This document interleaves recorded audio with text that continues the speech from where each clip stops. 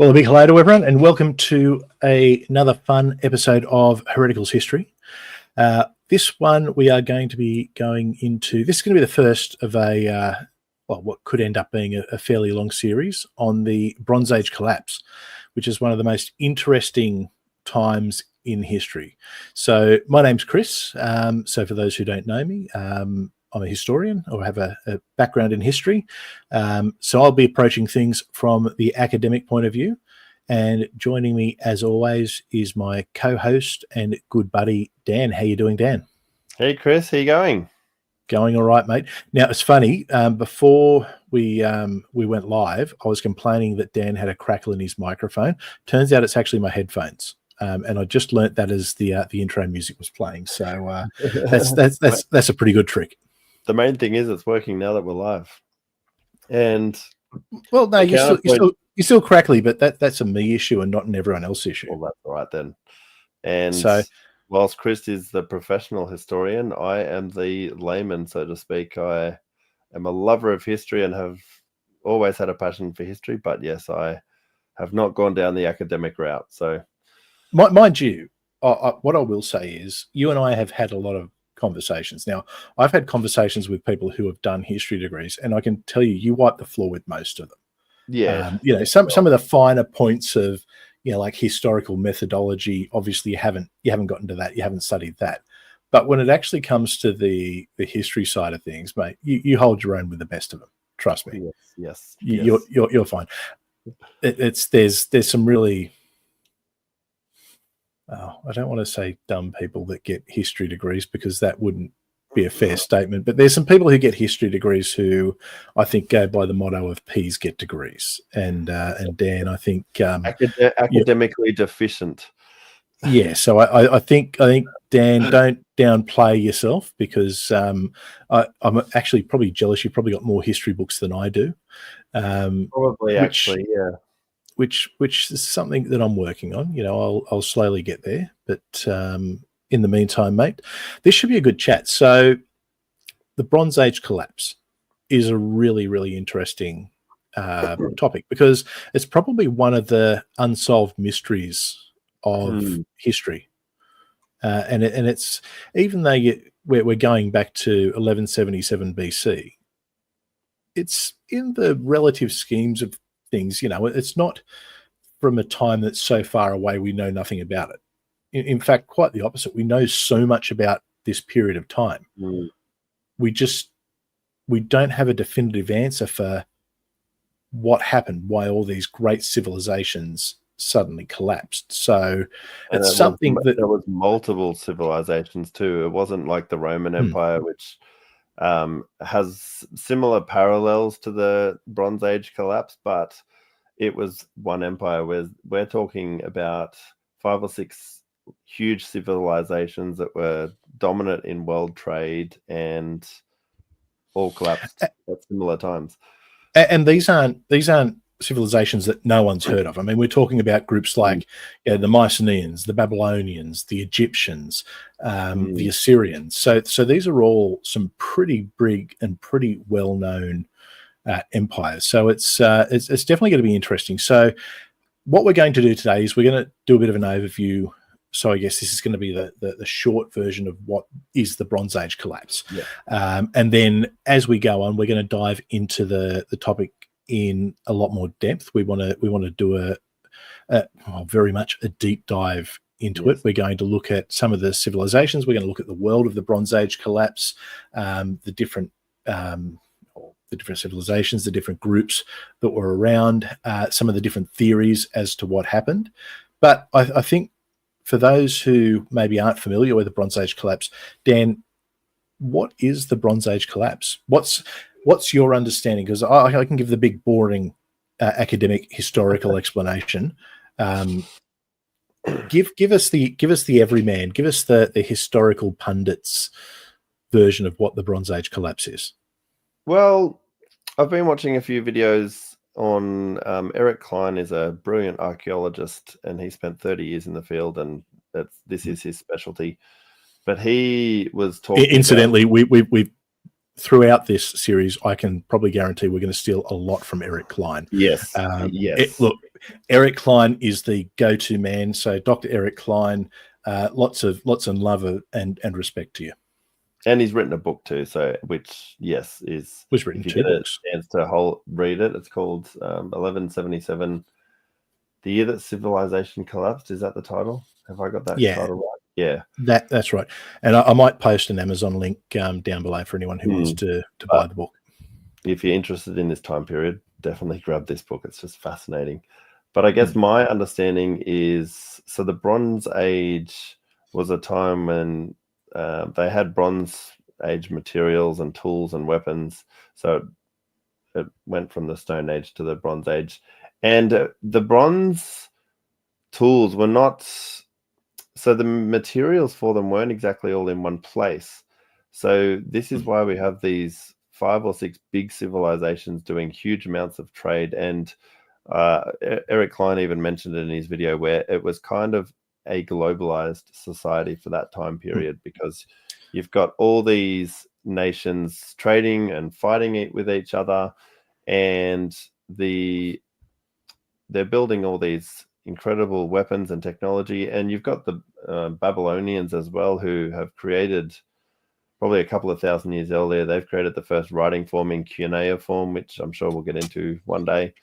And Actually, I don't think it's the Babylonians who had the first form of writing, but I'm happy to be corrected on that. The Akkadians. It's the Akkadians. See, Dan, come on, man. I've just given you this massive rap and said that you know more than people who are. Mate, you've let me down. We're 6 minutes in. You've let me down, mate. The Akkadians and Sumerians are from the same region, which then eventually formed the Babylonian Empire. And technicality. Could be wrong on that. That's a very simplistic view, and it's not. Yeah. But anyway, sorry, I'm getting off topic. So I guess to look at, and I guess to touch a little bit on what you were saying. So the Bronze Age was named the Bronze Age because it's the period that bronze started being developed in weapons, machinery, tools, and a number of things. Now, bronze is an alloy, so it's a combination of mainly copper with a little bit of tin. Now, copper was plentiful and is reasonably plentiful. Tin, not so much. So tin is where a lot of the trading came into it. And because of that need for the tin, it put a lot of different empires, civilizations, and groups in touch with each other. Now, the 2 biggest tin mines, roughly in that region in that period, was in Afghanistan. And when I say this is modern day Afghanistan and modern day England, in Cornwall, that's where your biggest 2 tin mines are. Now, I believe there was some tin in Sicily, so there was a little bit of trade there, but that's where the Bronze Age gets its name. So ironically, I think it's fair to say, and tell me if you agree with me on this, Dan, I think the civilizations that we're going to be talking about around, I guess, this Mediterranean basin, sort of what's modern day Greece, Turkey, Israel, Egypt, Syria, Jordan, Iraq, all that area. I would say it was probably the most civilized region in the world at that time. And when I say civilized, I guess it's the precursor to Western civilization. So you've got groups like, say, the Mycenaeans, who are the precursors to the Greeks. When you think of Mycenaeans, think about Agamemnon, who led the siege against Troy, places like that. You've got the Assyrians, which are sort of modern day Syria, and then sort of moving up a bit north into a lot of what is Anatolia, modern day Turkey. Crete was a big player in this period as well. So the Cretans, they were sort of a big island power right in the middle of the Mediterranean. So there's a lot of power there. The Babylonians, centered around, well, Babylon is just south of Baghdad and what is modern day Iraq. And then Egypt, if you don't know where Egypt is, well, I don't know what to tell you. Egypt's a big player. Sorry, Chris, I didn't mean to cut you off there. Go for it. And I think Babylon also flourished because they had 2 major rivers that sat either side of their main city, so the Tigris and the Euphrates, which was, and then I think from there was also that huge trade route from there all the way to the Mediterranean coast as well.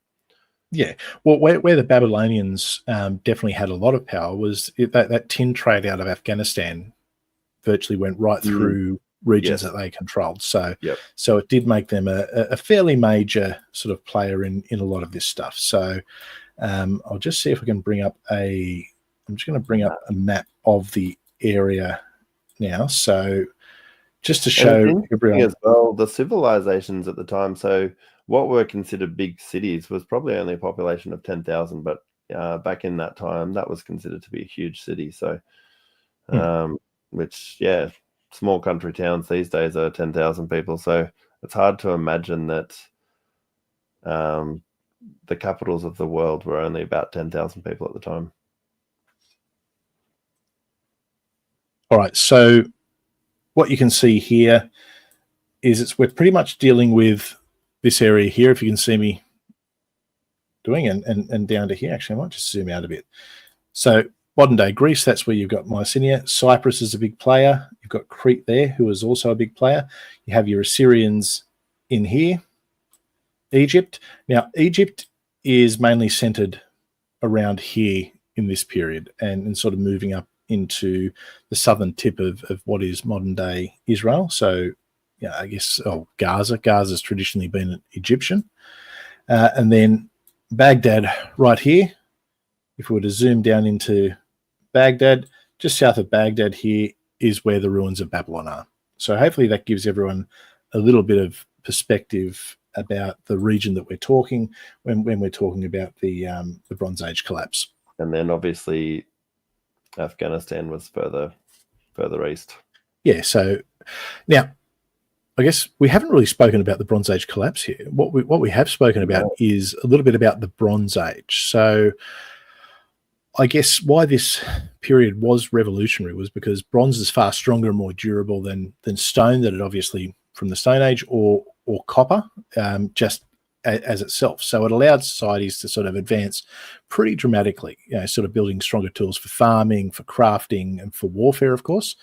I think the original ones who mastered bronze is actually the ancient Sumerians of Mesopotamia. So it goes back a fair way. So this sort of started around about 3300 BC, and then went up to the period that we're about to talk about in the Bronze Age collapse. So let's talk about the collapse itself. Yes. So what is the collapse? What happened?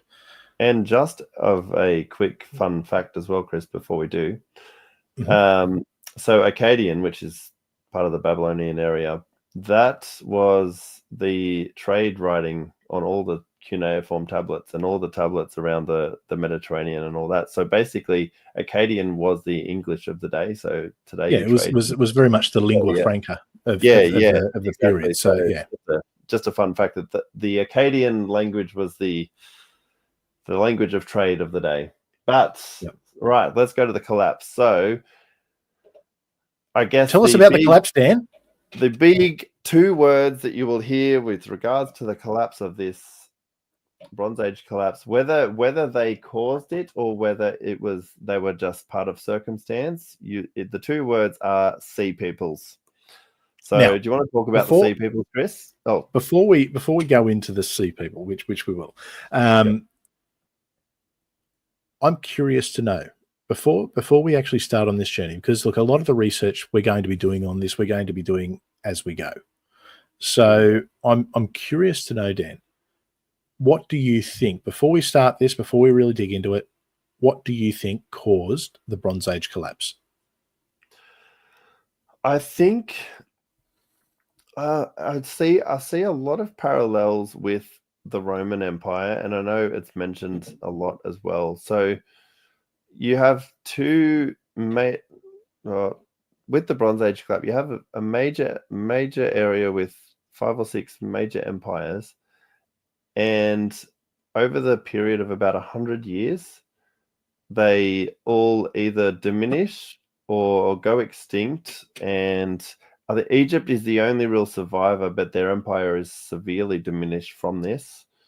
And I've seen a lot of things that drought had a big. Drought was one thing that initially pushed people to migrate, and obviously there's wars and all those type of things. And it's interesting because whenever a huge empire of nations collapse, it's catastrophic because you don't just lose those nations, but you lose the trade, you lose the levels of mathematics and tool making and all those type of things, and the literacy. So literacy back in the ancient times was probably 2% for people to be able to read and write. But if you lose that 2%, then your writing is gone, and a lot of other things go with it. So and that's why you go into those dark ages. And obviously from this, we've heard that there's a 400 period of not much history happening. So, and I think that's the interesting thing. So essentially what happens is, and I'm just going to come out and say, I think it was the sea people. I'm going to blame the sea people. Okay. I've got some theories on the sea people, but Interesting. I think the sea people is the main cause. Essentially what happens is everything's going all grand and swimmingly in Bronze Age Mediterranean basin.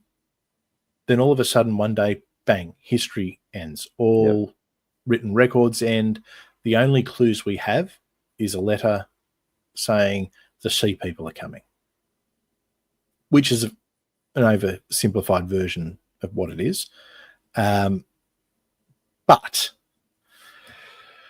for the next 400 years, these civilizations, nothing really happens with them. The only ones that somewhat survive is Egypt. The Mycenaeans are gone. By the time history, or we can see something's happened, the Greeks are there. Yep. So a lot of the information of that period is lost, with a few little clues here and there. But even if you go and have a look at something that actually struck me was I went to an exhibit on ancient Egypt, and they've got all these grand sarcophaguses from the period before the Bronze Age collapse, and certainly the period well after the Bronze Age collapse up to the Roman times. But then there was this one coffin from around about, or one sarcophagus from around about 1100 BC. And what struck me about it wasn't this grand metal looking bright sarcophagus. It was a very plain wooden, almost like a modern coffin in human shape. It didn't have any of the elegance, didn't have anything. So Egyptian society and I guess Egypt as a great power has never actually recovered from the Bronze Age collapse. Certainly it still exists, but nowhere near the same extent that it did previously. So that's the very brief overview of the Bronze Age collapse. So I guess let's where we want to talk about, I guess it's probably important to mention the sea people, who really are one of history's enduring mysteries. We don't really know who the sea people were, but what it looks as though was they were a combination of various different groups. Now, there's a lot of theories as to why these people and they were named banded as well. together. Yeah, they were, but and not all of the names. A lot of the names we don't know who they are. There's some that we can work out, namely the Peliset, who are probably the Philistines, as better known from the old ancient Bible, who who most likely originated in Crete. But even then, there's still a lot of that's a theory. There's actually no concrete evidence of which area of the Mediterranean they came from. There's lots of guesses, and or even if it was the Mediterranean they originally came from, because the sea people, there's a lot of different depictions of the sea people. You know, you've got some wearing what appears to be Viking helmets. You've got some with feathered headdresses. You've got some with sort of, just bronze helmets. You've got some who are wearing what appears to be leather helmets. And the only reason we know what these people look like is from Egyptian carvings and Egyptian, what the Egyptians have left us. Yeah. Now, the sea people didn't just come one day and attack and wipe everyone out. The battles with the sea people seem to have happened over a period of about 20 or 30 years. And initially, the first wave of sea people were driven back. Now, there's a lot of theories as to why the sea people chose to attack, whether it was just purely for conquest, whether they'd been forced out of other regions due to calamities, natural disasters. Yeah. There's a million different theories. And what I'm really looking forward to in this series that we're going to do is actually digging in, looking at who some of these groups could be.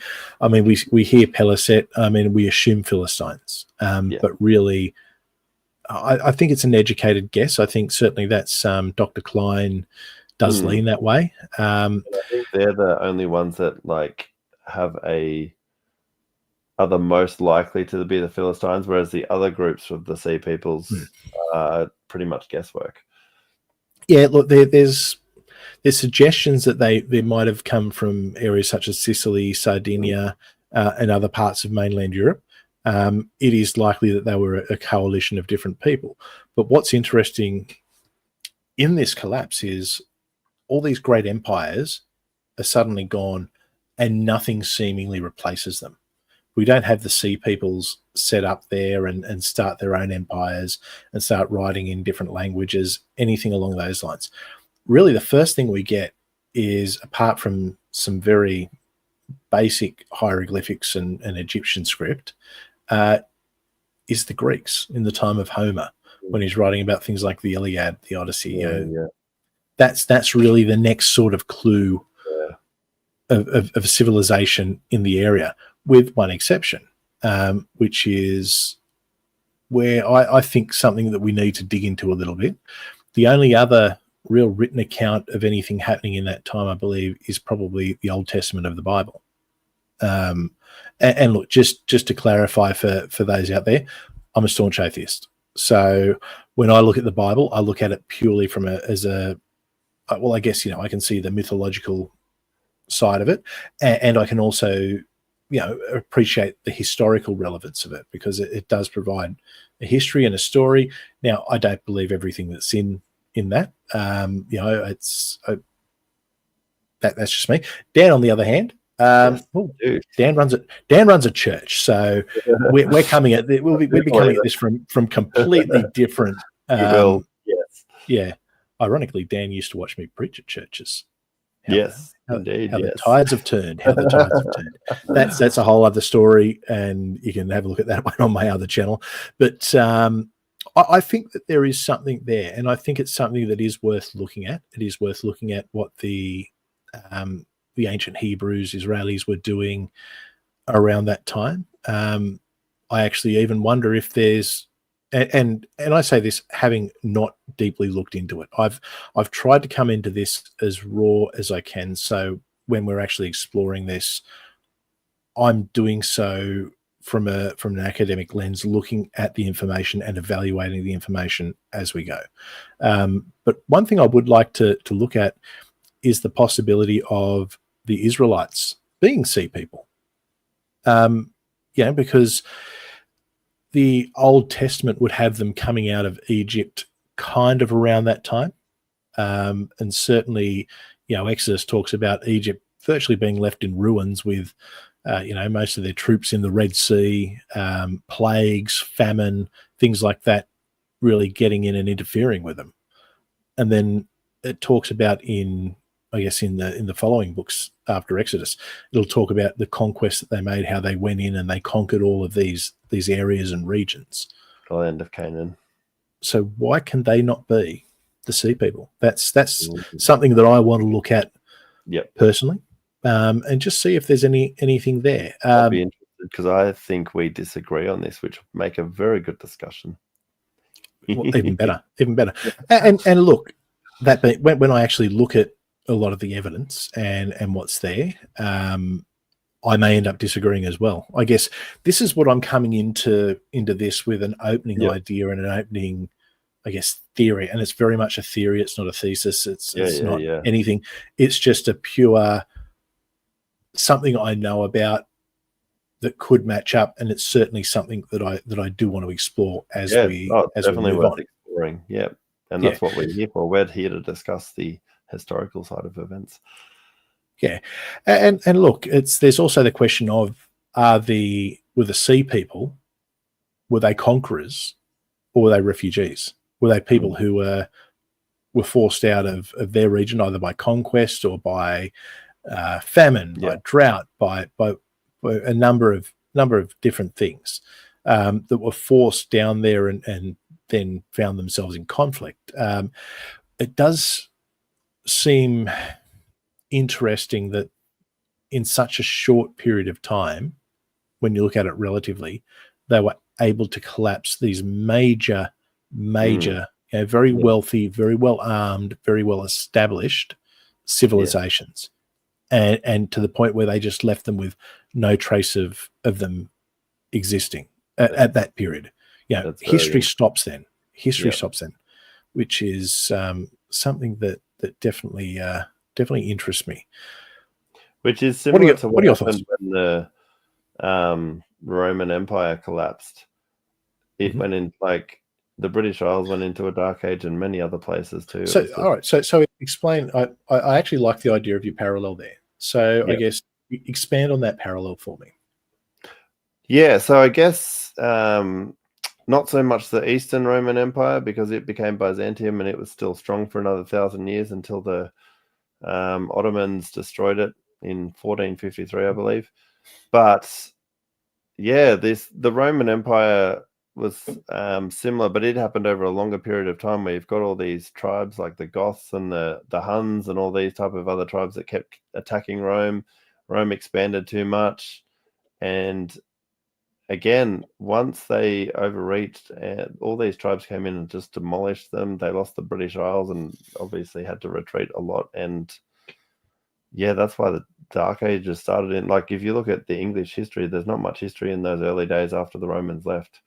There's just no writings or anything like that. So, and that's similar here with the Bronze Age. So, like, as you said, history almost stopped for 300-400 years or something, wasn't it, Chris?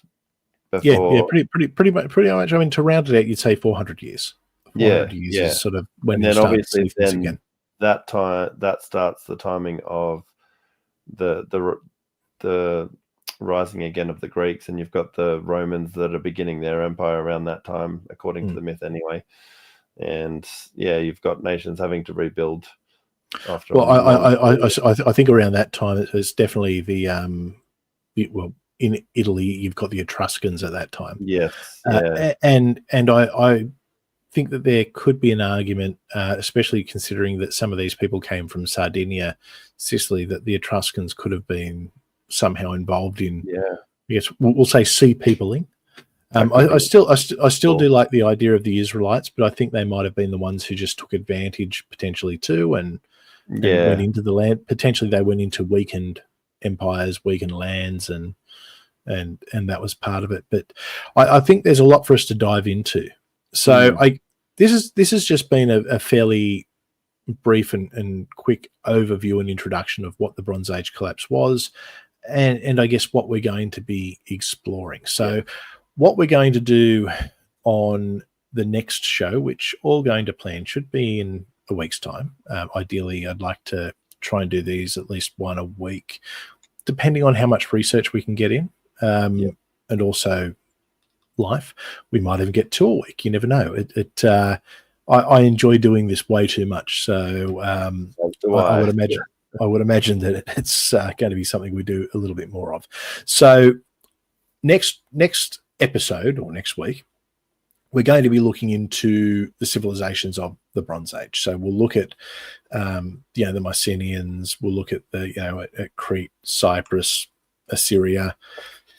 Do a bit of an overview of who was who in the zoo, just so we can really kind of plant down who we're dealing with. You know, I think it's really important to emphasize how great many of these civilizations were, and how it's just so astounding, I guess, that that they collapsed in the way they did. So I think we've kind of covered what I had planned for an hour show in half an hour, which is a lesson learned for me. A lesson learned for me. Right. All that preparation, and I couldn't waffle on enough. There we go. It's all the excitement. Look, it is all the excitement. It's this is something that me and Dan have been talking about doing for quite a while. So it's nice to be doing this. And look, usually when we're having these chats, we've sort of got our feet up and we're playing Football Manager and talking about this and everything else. But we always have some good history conversations, and I'm really looking forward to expanding and diving right into this topic. Were the sea peoples at fault or not is the other question we want to know too. What do you think? I think a bit of both. I think it was all the sea people. I think it was the sea people. All the sea people. No, I see. Yeah. I think I'm a sea people absolutist. I think there were probably drought and earthquakes in that area because that's on tectonic plates, but I think, like every tribe back in those times, they were all warmongering. They were all trying to take over, and if they find fertile land, they're going to try and claim it, aren't they? Oh, absolutely. And I guess the Middle East back then isn't the Middle East as we know it today. No. It was a little bit more lush than it is now. Well, I mean, the Sahara used to be green, didn't it? It did, yeah. Wasn't green in the Bronze Age, but certainly there was the land was a lot more fertile. It wasn't as harsh as it is today in those regions. And obviously, being the Mediterranean was a very, very important trading port. So it's interesting. I think a lot of the time when we look at a world map, we look at it from a very Eurocentric perspective. You sort of look at Europe as being in the middle of everything, with Asia off to one side, the Americas off to the other, and then Africa underneath it. So it's sort of like this central hub. But in the world of the Bronze Age, well, there's no America. There's no real long distance travel. Well, certainly not on a standard or regular basis. So really, the center of the world is sort of around that region. Persia. The Silk Road, as it would become to be known, that was really the center of the world. And that's why all these great and powerful civilizations and certainly the cultures and beliefs of a lot of those civilizations have kept through to today. I mean, we still know, everyone knows the story of Troy. We know who Agamemnon was. We know about the Egyptians. We know about the pyramids. These are things that our society holds in great reverence and awe. And realistically, that's because these civilizations are certainly the precursors to, Greek civilization, which then becomes Western civilization. Becomes the Romans, becomes the rest of the Europeans, and then spreads throughout the world. So it's really a different way to look at things, because even when you consider the trade of the time, I mean, there was trade going out to what is China along this Silk Road. So Afghanistan might seem like it's in the middle of nowhere, but because they had a tin mine at the time, it's like the oil in the Middle East today. I mean, you've got there's so much power and riches in the Middle East because of the access to oil. Well, tin was the oil of the Bronze Age, because it made it, it completely changed the way that people lived. And obviously, then they eventually get to the Iron Age, which takes it to another step, and then steel becomes a thing, industrial revolutions, and now we're all fighting over microchips and AI and cyberspace. And actually, what interesting times. Eric Klein actually has said in a couple of videos that I've watched him that the Bronze Age collapse is a warning for any civilization as well, because it could happen just as easily to any civilization at any time. and you'd be back in the Dark Ages. Yeah, look, it's I obviously don't not know. to that extent, but because I think yeah, I think one thing that people don't realize is empires come and go so often. Like it's we look back at even things like the British Empire. I mean, the British Empire wasn't really a major thing until maybe the 1500s. I mean, certainly there was England that it fought a few successful wars in Europe and owned parts of France, but realistically, we're talking about the British Empire really didn't start to spread its tentacles until 500 years ago, and we're going back 3,000 years, or over 3,200 years with the Bronze Age collapse. We're going back to a time that's 2,700 years before the British Empire. We're going back to a time 2,000 years before the United States of America, before Australia. Yep. We're traveling back, and there's been so many civilizations and empires that have risen and fallen. You've got the Mongols, the Romans, the British Empire, you could argue. The Malian Empire as well in Africa. Yeah, absolutely. You've got all these great empires. Even the Shang Empire. They all fall eventually. Yeah. So I guess there is the argument that there could be a warning. I mean, look, there could be a cataclysm tomorrow that takes away all our technology, and we won't be able to do this.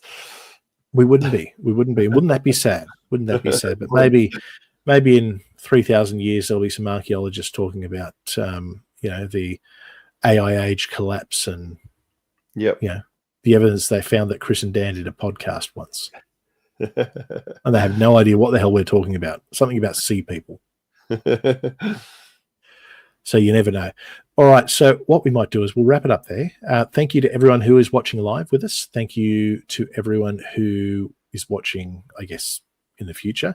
Now, if you are watching live on the main Hereticals channel, please subscribe to Hereticals History. So I'm dual streaming on both Hereticals and Hereticals History. Hereticals isn't really a history channel. Hereticals History is definitely going to be set up as a history channel. I will be doing a couple of dual streams live just as we grow the channel. But what I'm hoping is people are going to find Hereticals History. They're going to fall in love with Hereticals History. Hereticals is a very different channel to Hereticals History. Hereticals is more politics, pop culture, things like that really, it's not history. If you want history, Hereticals History is where you want to be. Channel. Absolutely. You can also, we're also streaming on X. So you can follow us here. You can follow us on X. Follow us wherever you like. All the links are down below. Dan, what are your final thoughts before we sign off? Oh, I guess my final thoughts is I'm very interested to delve further into what brought the sea peoples out from wherever they were, and like you said, they took down some pretty powerful nations. Like if you look at Egypt back in that time, they were the most powerful nation on earth. Oh, and the Babylonians as well. Like they're not minor empires; they're major, big hitters. Yet they all fell within 100 years of each other, as you said. And it's interesting, but I loved that it wasn't just one group. It was a diverse group, and that's the thing. The Egyptian artwork of the time, it's some have got the feathered headdresses, some have got the horn helmets, skull caps. Some have got beards, short beards, long beards, clean shaven faces. They've got different swords, spears, bows. They were traveling by sea, they were traveling by land. Boats, wagons, chariots. And all we've really got is theories. The other thing as well is there wasn't a lot of people using boats in the ocean at the time. Yes, there might have been people on the rivers and things like that, but out in the open ocean, that wasn't really a major thing yet. Yeah, it was. Could be wrong. Yeah, I'm wrong. In the Mediterranean, it definitely was. I'm happy to be wrong. Yeah. And look, it was a much more perilous journey. But most of the settlements were on the coast. So a lot of Yeah, places were on the coast. So not so much your Persia, obviously, or Babylon's on a completely different but they coast. were on river systems. Yeah. So I mean, look, most settlements would place themselves around rivers, but there was definitely there were definitely trading on the seas in the True. in the Mediterranean. Look, they weren't crossing the Atlantic. They weren't sailing down too far. But they were certainly traveling on the Mediterranean. Happy to be corrected. And Chris, Particularly as they're getting tin out of Cornwall. Oh, yes, that's true. What are you the most looking forward to finding out more about this age? I'm looking forward to being proven wrong, and I'm looking forward to learning something new. One of the best things I love about being a historian is I love being proven wrong. I love having a theory, and then really looking into that theory and just going, nope. And look, it's nice to be right every now and then, but when I'm right, what have I learned? When I'm wrong, I actually get to learn something, and I like being wrong too, because yes, that's good. That's good, Chris. Well, if you like being wrong, we'll have that religious discussion another time. Yeah. No, I won't go there. I'm going to be nice. Be nice. Okay. Settling it. All right, so let's wrap it up there. Dan, I think this plan is to do it probably same time or thereabouts next week. Around the same time. Yep. Fantastic. All right, everyone who's joined us, thank you wherever you're watching, whenever you're watching. Have a wonderful morning, afternoon, evening, or whatever it is, wherever you are on this wonderful planet that we all get to share. Catch you all later. Yeah, it's been a pleasure, Chris.